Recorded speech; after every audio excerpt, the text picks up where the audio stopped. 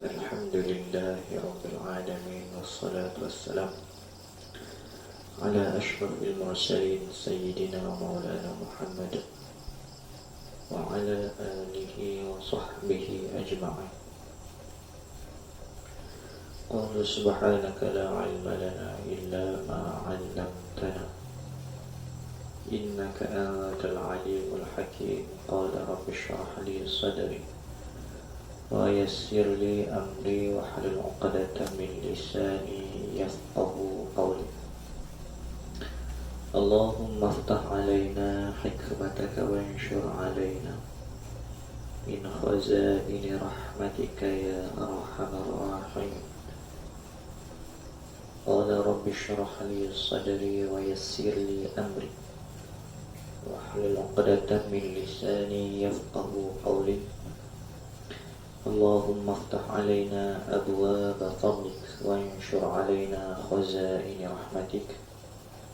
اللهم افتح علينا أبواب فضلك وانشر علينا خزائن رحمتك. آمين آمين آمين يا رب العالمين. Muslimin muslimat yang dirahmati oleh Allah Subhanahu wa taala. InsyaAllah pada malam ini kita mulakan sesi pertama kita untuk jadual kita yang sepatutnya pagi tadi tertunda, kita bawa kepada malam ni. Walaupun mungkin agak sedikit belaga ataupun jadual bertembung dengan beberapa kelas yang lain. Jadi insyaAllah seperti yang kita maklumkan, kita ada jadual, kita ada rakaman yang kita simpan di YouTube kita insyaAllah. Baik, muslim-muslim ini rahmati Allah. Sebelum kita memulakan, mari kita hadiah Fatihah kepada ruh Nabi kita Muhammad sallallahu alaihi wasallam, ruh para awliya, syuhada, solihin, soleh dan muslim-muslimat, serta khusus kepada pengarang kitab kita, kitab Penuh Hati ini, yaitu Syekh Abdul Qadir Al-Mandini. Al-Fatihah. A'udzubillahi minasyaitonir rajim. Bismillahirrahmanirrahim. Alhamdulillahi rabbil alamin. الرحمن الرحيم مالك يوم الدين إياك نعبد وإياك نستعين اهدنا الصراط المستقيم صراط الذين أنعمت عليهم غير المغضوب عليهم ولا الضالين.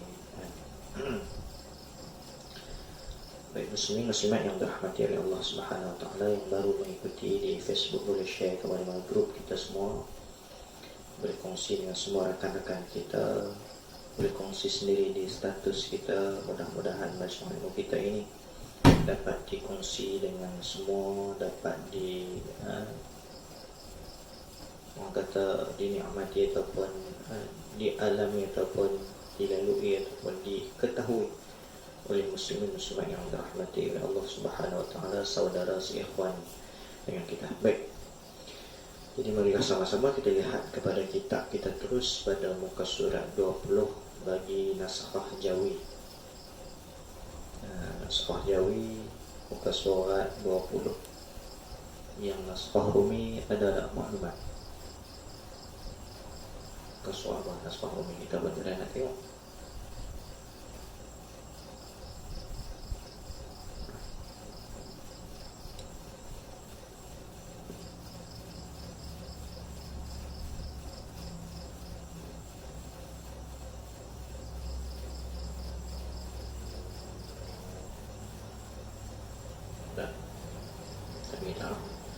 Baik.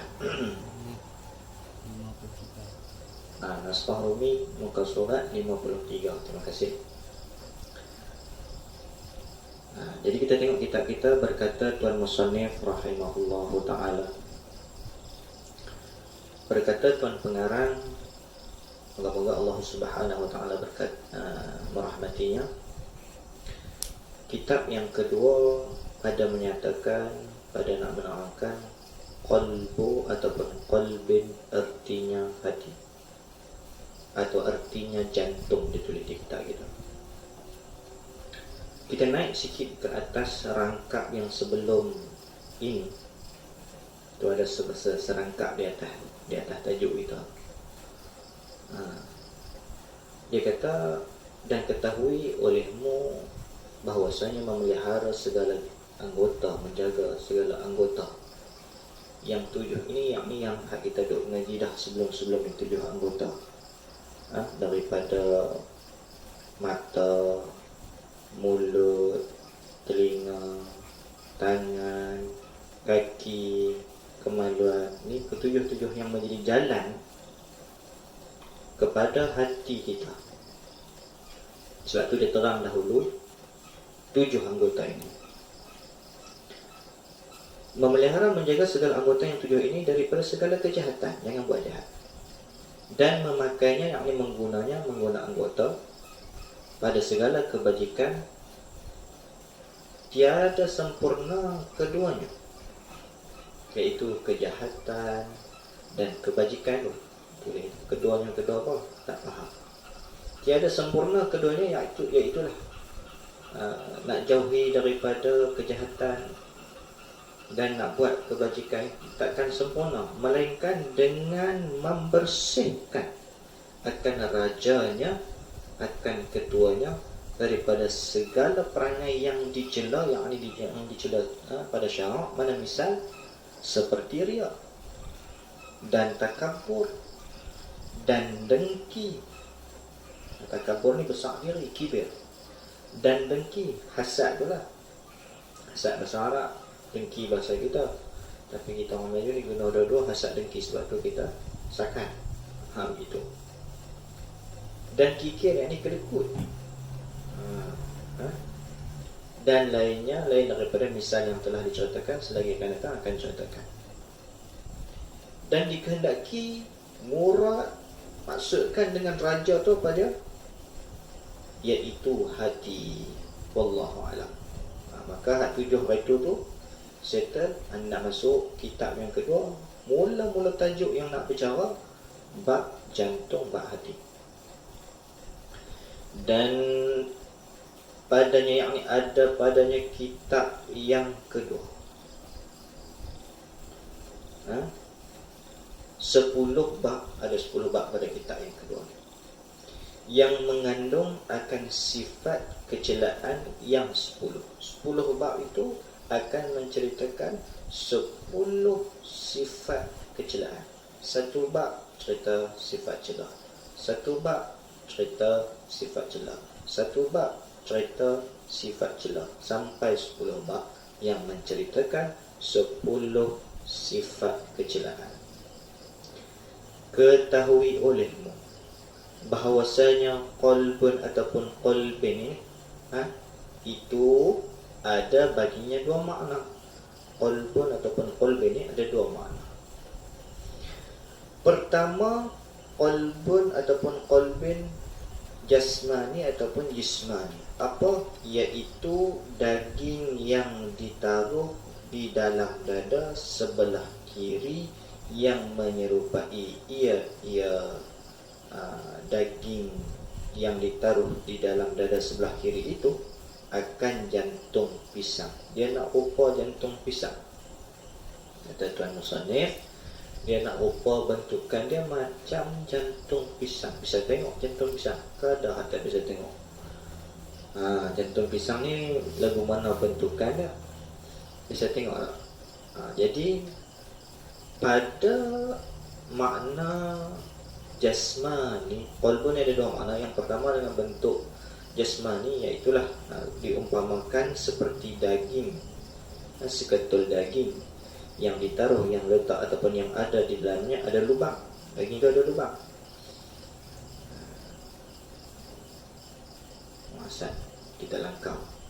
Daging yang ditaruh di dalam dada sebelah kiri, yang menyerupai akan jantung pisang itu.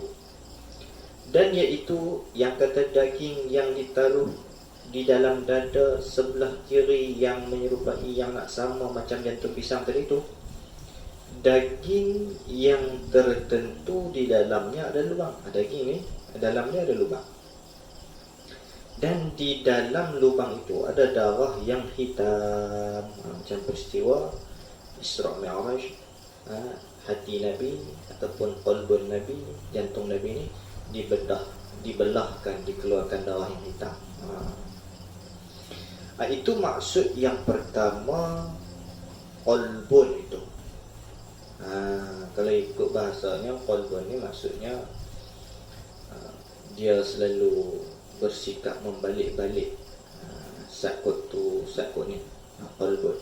Jadi itu yang kita doa kepada Allah agar dipertetapkan jantung hati kita.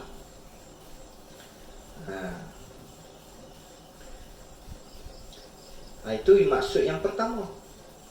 Yang kedua, qalbun ruhani. Qalbun ruhani.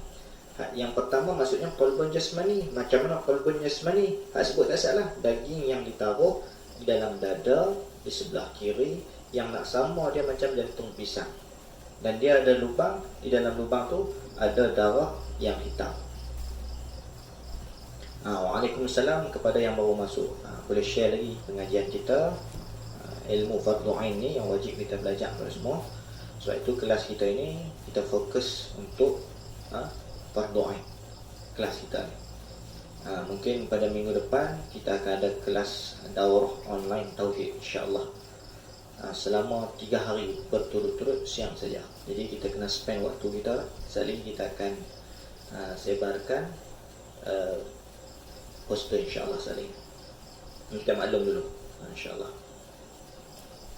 Bagi yang sedang mengikuti online melalui Facebook yang belum menyertai grup, boleh PM personal untuk tak ketinggalan pengajian ilmu yang sedang kita susun untuk lengkapkan kewajipan fardu ain kita, hutang kita dengan Allah Subhanahu Wa Taala. Jadi sila share sebanyak yang mungkin insya-Allah. Baik, kita tengok kita balik. Jadi itu qalbun, maksud kata qalbun yang pertama iaitu maknanya qalbun jasmani. Yang kedua qalbun ruhani, iaitu apa? Sesuatu yang halus, latifah, halus, yang mengetahui dan yang mengenal dan yang mendapat daripada manusia. Begitu. Macam mana? Kita baca dulu. Dan ia qalbun ruhani ini hakikat manusia. Qalbun ruhani ini hakikat manusia. Maksudnya qalbun kita itu, qalbun ruhani kita itu, bila kita jaga, kita isi dia dengan sifat-sifat mahmudah, kita akan ada peri kemanusiaan. Kalau kita tak isi dengan sifat-sifat mahmudah, kita tak ada peri kemanusiaan. Tu yang orang aja sebut, manusia jenis apa dia ni? Kenapa orang kata macam tu? Sebab dia tak isi qalbun ruhani dia itu dengan sifat-sifat mahmudah, dia isi dengan sifat-sifat mazmumah. Apa itu sifat-sifat mazmumah? Dengki. Dia sampai hati boleh buat sampai tu. Lagi dia jenis bakhil. Kedekut sungguh dia.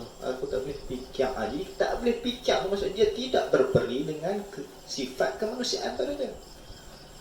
Banyak tubuh NGO Muslim Care, apa lagi dan seumpama dengannya, untuk membantu mereka-mereka yang teraniaya dengan perkara-perkara yang bukan sifat kemanusiaan. Maka dengan sebab itu, bila kita mengisi qalbun ruhani kita dengan sifat-sifat mahmudah, maka itulah akhirnya kita menjadi manusia. Begitu.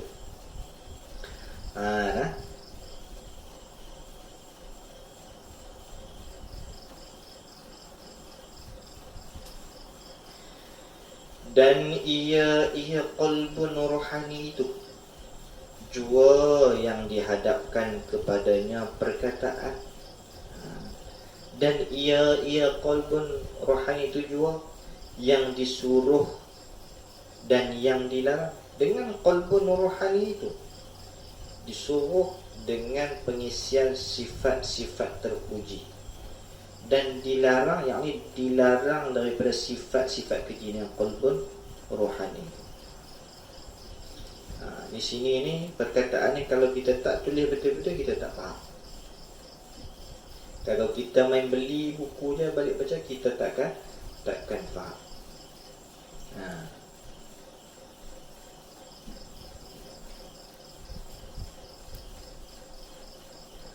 Dan ada baginya bagi qalbun ruhani itu sangkut paut dengan qalbun jasmani. Bukan nak kata bila kita tafsirkan tadi qalbun jasmani macam ni, qalbun rohani macam ni. Bukan tak ada sangkut paut, ada. Saya kita cerita. Dan musannaf kita akan cerita.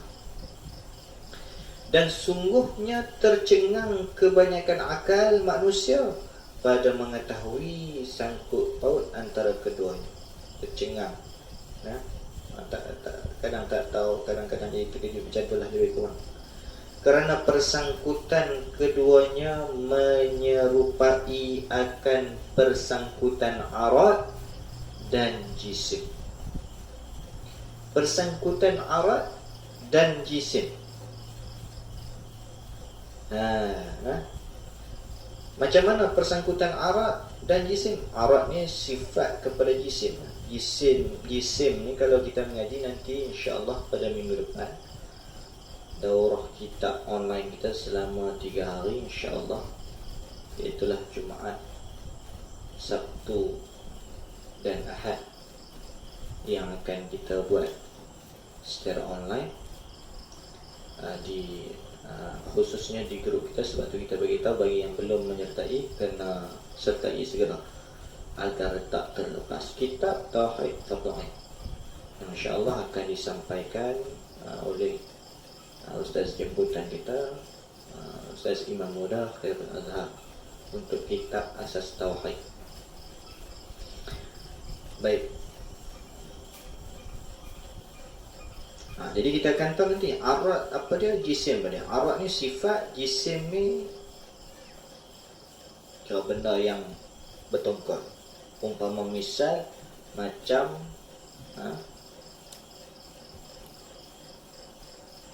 okey. Ni fatah. Kita buat contoh fatah. Sifat dia putih. Fatah. Jadi sifat putih ni, warna putih ni kena menumpang di fatah ni. Dia tak boleh hidup seorang-seorang ni. Dia mesti menumpang. Jadi sebab tu diceritakan dia sangkut paut tadi. Dia mesti menumpang di fatah ni. Kalau kata putih dia saja, dia nak hidup dengan sendiri-sendiri dia tanpa dia menumpang, tak boleh. Boleh tak kita buang warna putih ni? Kalau kita buang, dia mesti duduk tanpa mana. Dia bersangkut di kayu ke, dia bersangkut di cat asal ke, cat cair ke. Jadi cerita dia mesti menumpang. Begitu. Atau persangkutan yang memakai pekakas dengan pekatah. Tak faham. Atau persangkutan memakai pekakas dengan pekakas. Kita takkan faham. Takkan faham.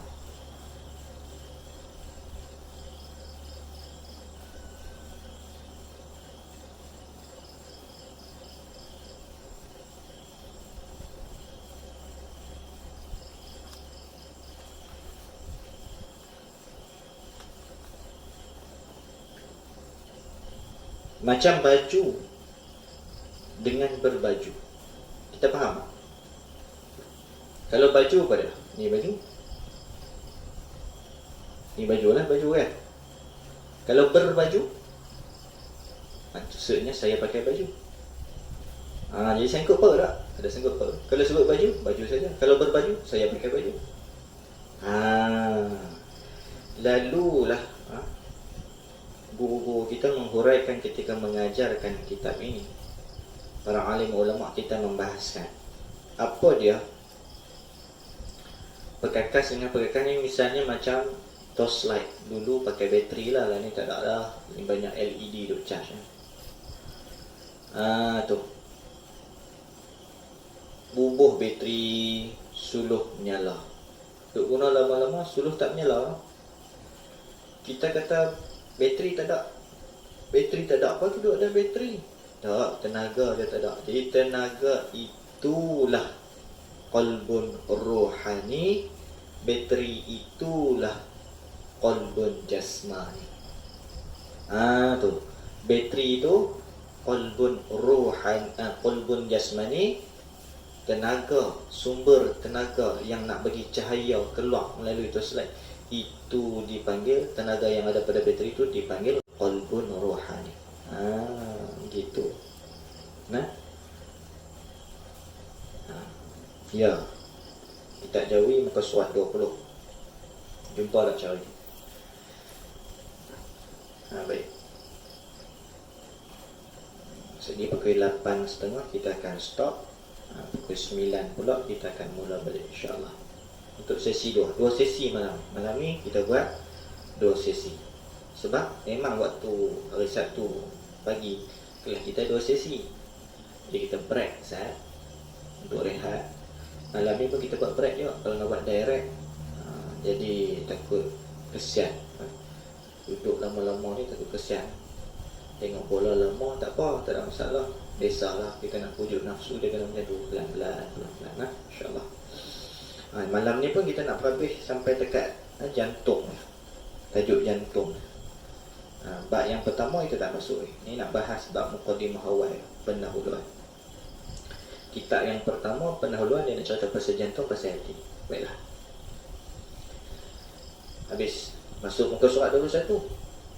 Dan apabila disebutkan akan jantung di dalam kitab itu, dia tulis mudah-mudahannya ini bukan itu.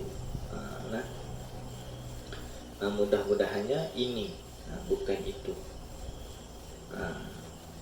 Jadi naskah kitab itu kita betul ya.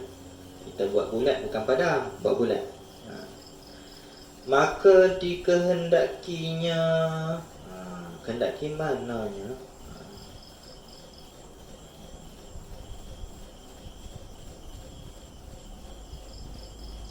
Maka dikehendakinya yang kata qalbun, makna yang kedua tu qalbun rohani lah. Qalbun makna yang kedua qalbun rohani lah.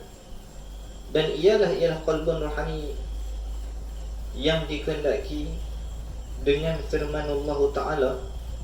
Satu nak di bawah surah Al-Isra ayat rakam 85. Ulir ruhu min amri rabbi, artinya bersabda oleh Muhammad Rasulullah, ayat Quran, perintah Nabi, firman Allah menceritakan Allah memerintah Nabi, Rasulullah, beritahu olehmu. Macam itulah. Bermula roh itu daripada pekerjaan Tuhanku. Pendeknya kesimpulannya, qalbun, roh dan nafsin, ketiga-tiganya qalbun dan roh dan nafsin, diri ataupun nafsu, ketiga-tiganya satu makna pada salah suatu daripada segala makna ketiga-tiganya. Sesetengah pendapat ulama menyatakan ketiga-tiga tu satu makna belaka. Qalbun pun ya, ruh pun ya, nafsin pun ya, ataupun nafsun pun ya. Berkata akan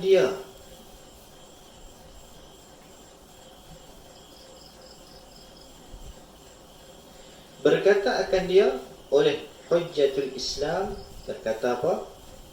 Berkata roh dan nafs dan qalbun dan nafsin itu satu makna. Berkata akan dia oleh Hujjatul Islam Al-Ghazali, yakni Imam Ghazali, di dalam Ihya Ulumuddin. Begitu. Dia yang kata. Jadi sebagian pendapatnya sedemikian. Sebagian pendapatnya kata qalbun, roh dan nafsin, ya ayyatuhan nafsul mutmainnah, sama. Dia nak membahaskan pada qalbun tu, kan, nak membahaskan kepada qalbun tu, qalbun rohani ke, qalbun jasmani ke, apa makna qalbun rohani, apa makna qalbun jasmani, roh tu macam mana, nafsun tu macam mana, kan. Jadi kita ambil, tuan musannif, tuan pengarang kita ambil, meletakkan makna seperti yang telah dia huraikan tasad. Setengah yang berkata qalbun dan roh dan nafsun itu satu makna jua. Kalau ada pendapat-pendapat lain, tak ada masalah, kan. Cuma yang paling kita kena fokus apa dia, jaga ketujuh-tujuh anggota kita dan isi ke 10 sifat terpuji di dalam qalbun kita, dan buang ke 10 sifat terkeji daripada jantung kita, daripada qalbun kita.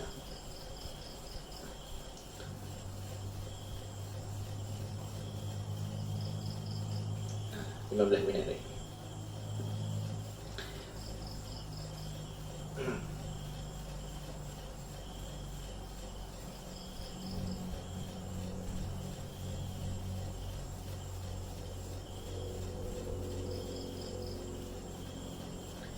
Kemudian lazimkan olehmu, kata Tuan Musannif, mestikan olehmu, tetapkan olehmu akan memelihara, menjaga.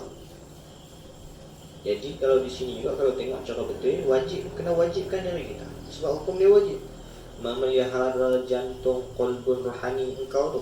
Sebut jantung sini, tulis di situ qalbun rohani, bukan jantung darah. Penyakit jantung pun kena jaga kan. Jangan duk banyak minum teh tarik, hak qalbun jasmani. Jangan duk banyak minum apa dia, manis-manis. Jangan duk banyak minum hak pekat-pekat, takut dia kacau darah pekat, kacau jantung. Hak qalbun ruhani lagi kena jaga. Kalau tidak, lingkuplah. Kita nak selamat ni akhirat sebab dia lama. Dunia saja. Kalau sakit saja. Akhirat, ya Allahu Akbar, ratus ribu tahun. Ada hak mati daripada dulu sampai lah ni, tak habis lagi. Bila nak habis? Lama dah. Lama. Tapi untuk kita hidup sat, masa hanya sat. Kadang-kadang umur 90 tahun pun nak baca Fatihah tak betul. Tak cukup ke 90 tahun? Allah nak bagi apa? 200 tahun baru sempurna pembacaan Fatihah.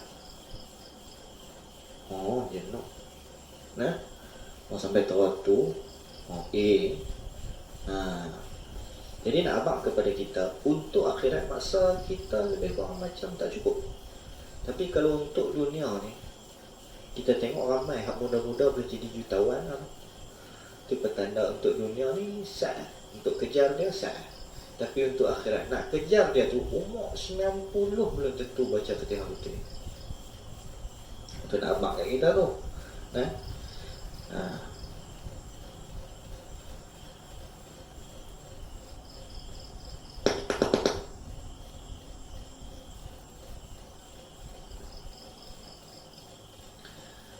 Kemudian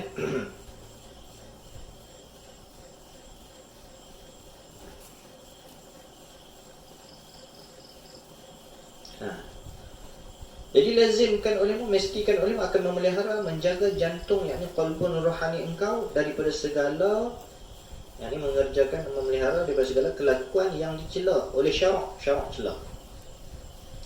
Seperti mana? Takabbur, sadil, dan riya.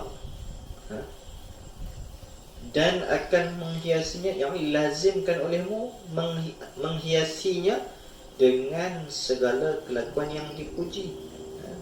Hias dengan melakukan kelakuan yang dipuji syarak. Misal, kelaku-kelaku ni bukan kelaku tindak tanduk kita, tapi tindak tanduk dalaman kita, hati kita tu. Tindak tanduk dia betul ataupun tidak. Sebab tu kita nak kena belajar kitab Penawar Bagi Hati yang dikarangkan oleh Syekh Abdul Qadir Al-Mandili. Bahkan mengikut silibus di pondok-pondok, semuanya membacakan kitab ini sebagai permulaan kepada ilmu tasawuf bagi menjaga ibadah hati.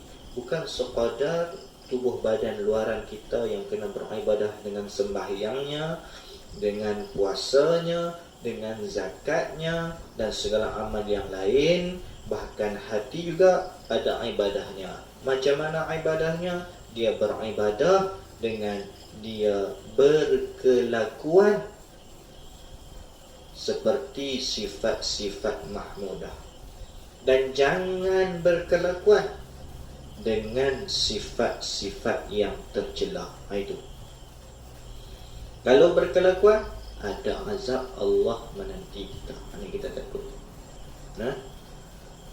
Jadi seperti sabar. Sabar ni maksudnya ikat kurung. Ikat kurung macam mana? Kita sabar ni jadi bahasa kita lah. Sebenarnya sabar ni bahasa Arab. Sabar jadi sabar. Kedah sabar. Maksudnya apa? Kena ikat, kena kurung. Kawai, sabar sat. Dan merendah diri. Kerana ini sebab beberapa perkara. Kena lazimkan perkara perilaku ini dengan sebab beberapa perkara ada dalil dia. Pertama, kerana Allah berfirman. Nota 2 dia tulis. Surah Al-Ahzab ayat rakam 51. Apa dia? A'udzu billahi minasyaitonir rajim. Wallahu ya'lamu ma fi qulubikum. Artinya, dan Allah Ta'ala mengetahui ia akan barang yang di dalam jantung kamu, dalam hati kamu. Itu jantung hati lah. Maka hendaklah kita takut daripada mengetahui oleh Allah Ta'ala pada jantung, pada hati kita akan kejahatan. Kita kena takut. Itu ayat yang pertama. Dan yang kedua pula, yang mesti kita berkelakuan, kena lazimkan pelihara jantung, pelihara qalbun rohani kita, hati kita, daripada segala kelakuan yang dicela. Kerana bersabda Nabi SAW, Innallaha la yanzuru ila suwarikum wa absyarikum wa innama yanzuru ila qulubikum. Artinya bahwasanya Allah Ta'ala tiada menilik, tiada melihat ia, ya Allah, kepada segala rupa kamu dan segala badan kamu. Jadi tak tilik kepada segala rupa kamu dan segala badan kamu, tubuh kamu. Jadi Allah Ta'ala tak tengok pun pada rupa kita, pada tubuh kita. Dan hanya saja menilik, melihat, memandang ya Allah kepada segala jantung, hati, qalbun rohani kamu. Maka jantung, qalbun rohani, hati kita itu tempat tilik, tempat lihat, tempat memandang Allah Ta'ala. Ini yang kadang-kadang orang salah faham. Dia kata tak pakai tudung tak apa lagi, saya nanti akan bertudung bila sampai suruh. Sebab Allah tak pandang kepada luaran kita, Allah pandang hati kita.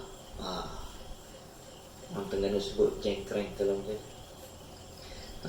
ni kena faham bagi elok-elok. Tang ni kalau salah surah, salah hurai, kadang orang salah faham tang ni lah. Dia baca-baca tengok Allah tak pandang pun kepada rupa tubuh. Yang penting hati kita kena elok. Allah tak suruh kita belajar ilmu tasawuf saja.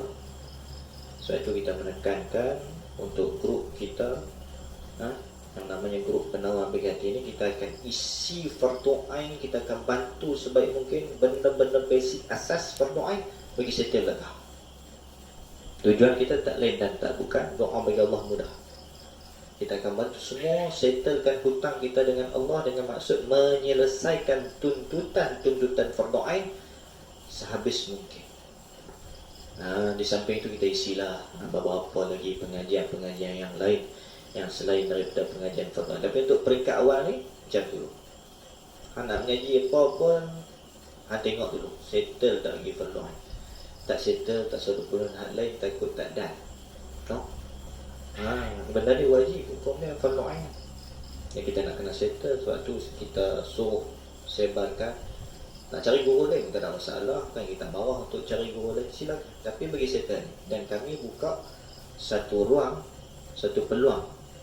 Tahun ni kami buka, kami bantu melalui pusat pengajian kami, iaitulah Teratak Ilmu Haji Abdul Majid, yang sedang kami latih keluarkan kadir-kadir bagi menyelesaikan manusia tentang fardu ain yang sedang kita bermasalah ketika ini.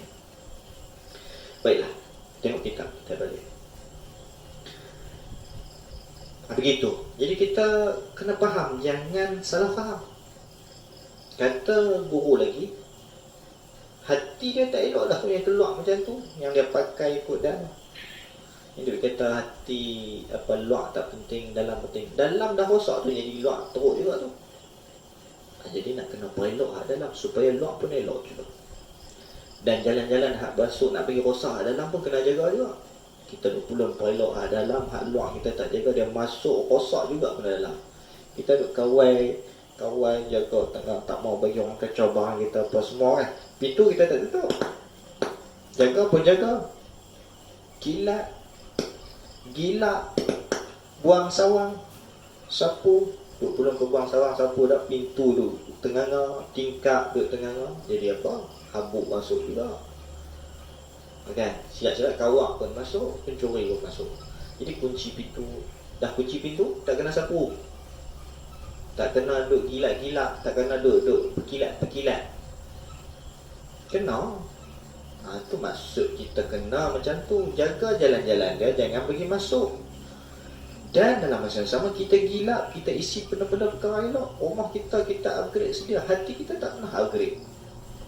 Sat basuh bunga lain, sat sofa lain, baru sedia. Sifat kita masih sifat yang lama dan tidak dibuang. Tidak dibuang pun sifat-sifat buruk yang ada. Jadi masalah membawa kepada rosak amal kita. Baiklah begitu. Ada lagi 7 minit.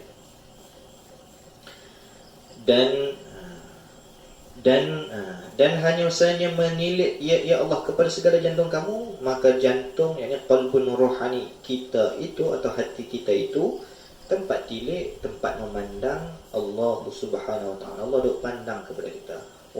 Dia tak pandang luar, kita kata tak pandang luar. Dia tak tengok rupa kita ni handsome ke tak. Allah tak pandang pun rupa kita ni handsome ke tidak, Allah tak pandang. Yang Allah pandang hati kita tu. Tapi kalau handsome, cantik, lawa, lepas tu hati pula elok, subhanallah. Hak tu bahasanya duk kuih naik lagi, kuih sakan lagi bangkuih macam tu. Orang kata. Jadi nak kena jaga macam tu. Jangan bagi nampak luar saja elok, dalam tak elok. Ini pesanan untuk diri saya dan tuan-tuan muslimin muslimat yang dirahmati Allah. Ambil. Kemudian, maka tiada patut bagi kita, tengok tuan musannif, tuan pengarang sebut.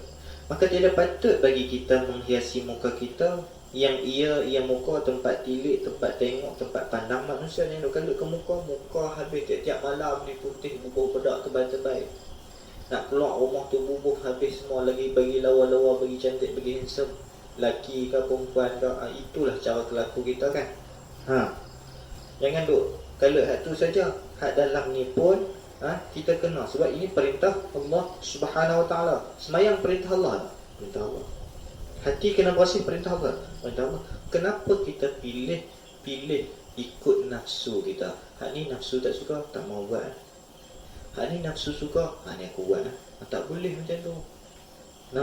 Kalau ada kita buat sebelum ni, kita betul boleh. Dengan takut kita semua ada salah dan silap. InsyaAllah kita pelan-pelan betul. Tu. Dan kita biarkan jantung kita kotor. Duk kalut hias muka kita biar jantung, hati, qalbun roh hati kita kotor dengan sifat-sifat mazmumah. Hari itu kita sebutlah. Imam Ghazali sebut, nah, hati kita kalau kata hias dengan sifat-sifat tercela ni, Imam Ghazali kata sifat tercela ni dia macam anjing. Rumah-rumah kita kalau kita belanjing, malaikat takkan masuk. Begitu juga bila kita meletakkan sifat-sifat terkeji yang Imam Ghazali umpamakan seperti anjing tadi, tidak adalah siraman rahmat Allah. Itu yang sering kita ini tidak mendapat rahmat daripada Allah Subhanahu wa ta'ala. Itu kena jaga. Nah, tuan-tuan muslimin muslimat yang dirahmati Allah Subhanallah, ini yang kita kena usahakan, bersungguh-sungguh sucikan hati kita dengan kita buang sifat-sifat tercela, kita isi sifat-sifat terpuji.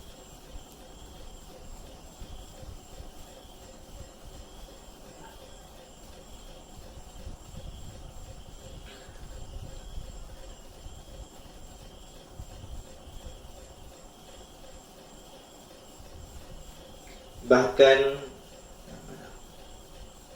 berlumur dengan segala sifat kecelaan. Jantung kita kotor, berlumur dengan sifat kecelaan, berlumur selut penuh dengan sifat-sifat celah. Yang ia hati tempat tilik, tempat pandang bagi Tuhan kita. Hati ini tempat pandang Tuhan kita. Bahkan dia sepatutnya bagi yang berakal membersihkan jantungnya, hatinya, dan menghiasinya jantung, hati, qalbun rohani kita lebih bersengatan daripada membersihkan dan menghiasi mukanya. Bolehlah nak bersih muka tu, nak bagi cantik muka tu, nak bagi pakai pakaian hak elok-elok, hak lawa-lawa, tapi elok lagi, kena afdal lagi, kita bersihkan apa? Bersihkan hati kita lagi. Supaya apa? Supaya menjadi sebahagian perkara ataupun menjadi tujuan utama bagi pandang ataupun redha Allah Subhanahu wa ta'ala kepada kita. Habis. Okey, jadi kita berhenti situ dan kemudian kata, dan yang ketiga insya-Allah kita sambung sekali lagi pula jam 9. Insya-Allah 9. Allah Subhanahu wa ta'ala a'lam. Ada soalan? Soalan apa? Maknanya adakah kita jauhi membuang sifat tercela dan hiasi dengan sifat mahmudah? Adakah dua-dua ini wajib? Tak. Adakah kita wajib membuang sifat tercela dan hias dengan sifat mahmudah? Adakah kedua-dua ini wajib?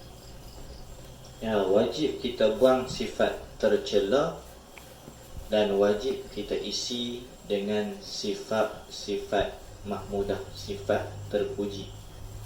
Jadi contoh macam segelas air. Bandingannya segelas air. Segelas air ada pada segelas air itu ataupun umpamakan gelas air kita tu macam jantung. Segelas air dibandingkan macam jantung. Kita buang yang buruk dan kita isikan dengan yang bersih. Cawan kita, contoh kita ada air acak atau air basi. Air basi ni, air acak ni dia macam sifat tercela. Buang. Dan minum. Minum air yang bersih, buah air yang elok, iaitulah sifat mahmudah, sifat terpuji. Untuk faham. Boleh? Okey. Soalan. Daurah tu kita akan beritahu dalam grup lagi. Siapa yang belum masuk grup, tolong sertai grup. Takut terlepas. Dan kita akan viralkan di Facebook juga mulai sebentar lagi insya-Allah. Habis ya? Habis dulu. Saat lagi pukul 9 kita jumpa balik insya-Allah. Assalamualaikum warahmatullahi taala wabarakatuh.